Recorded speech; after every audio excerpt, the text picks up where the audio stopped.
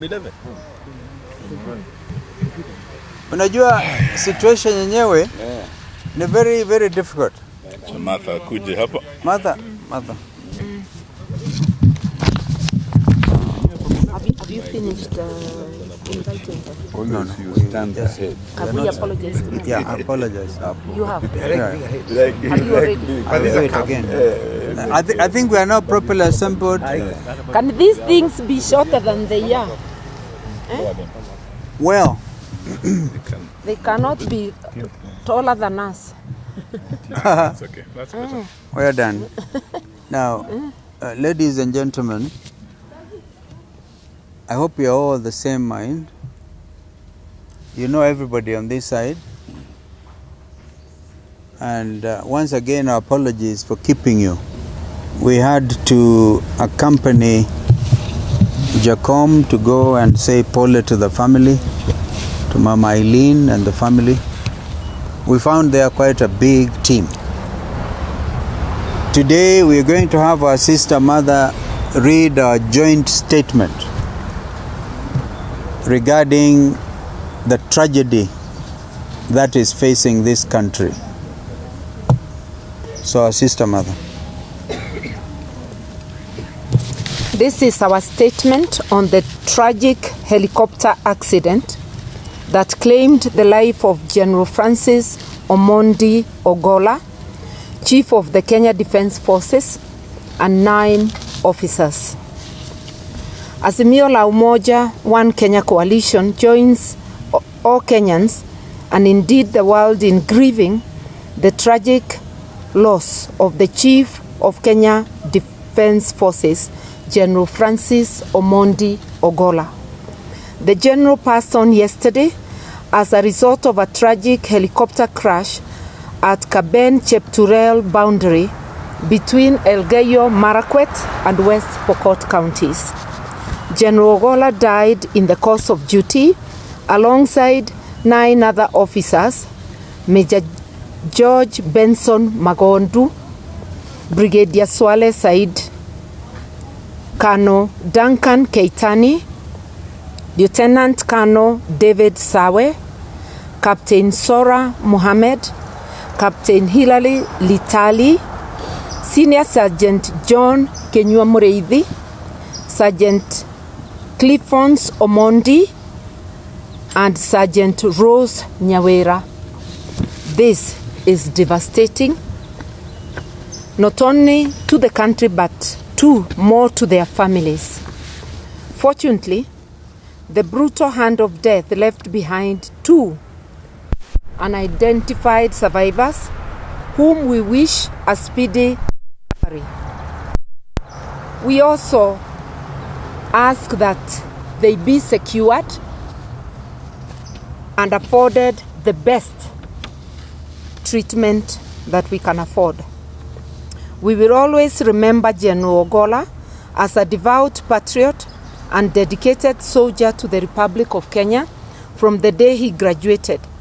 He has been through multiple tours of duty and ultimately as the top soldier in Kenya, the Chief of Defence Forces, the CDF.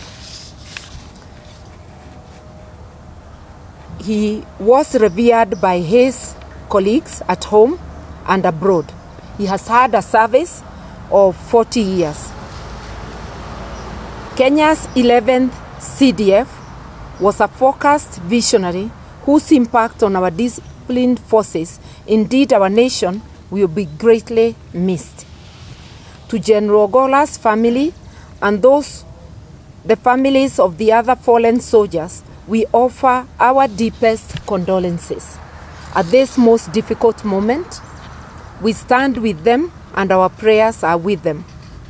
As Azimio, we are deeply concerned that the Kenya Defence Forces have had several other accidents in the last 12 months, including yesterday's tragic crash.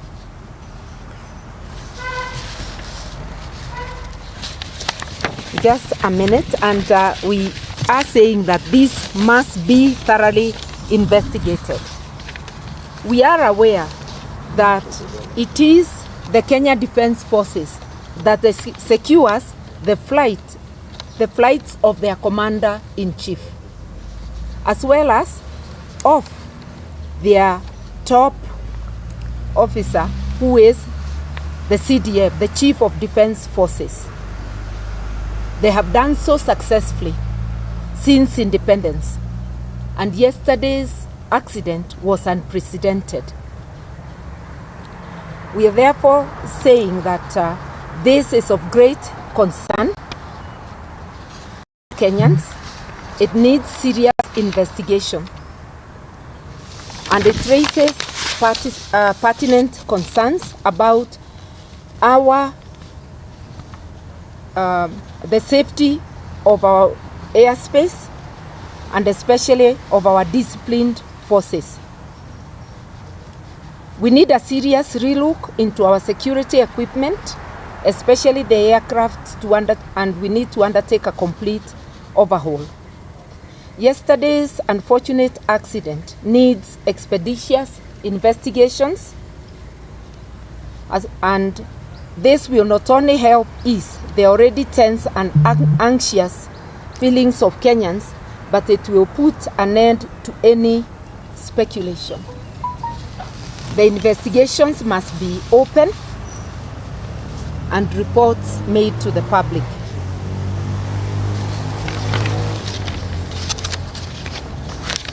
We also wish to ask the Ruto administration to consider the welfare of our disciplined forces and their families.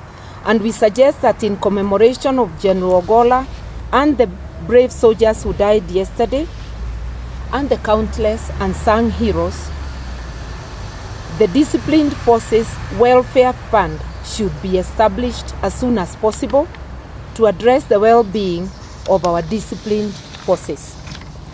The questions Kenyans are asking, in conclusion, is whether it is routine for the Chief of Defence Forces to go and inspect construction of classrooms.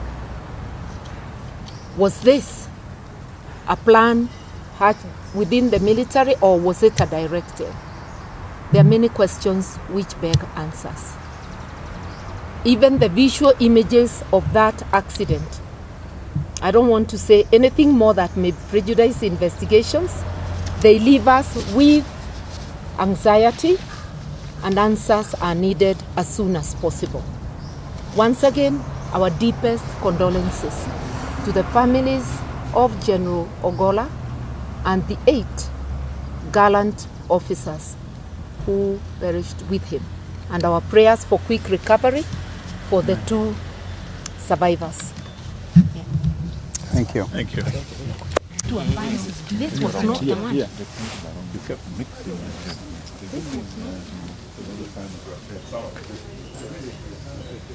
it.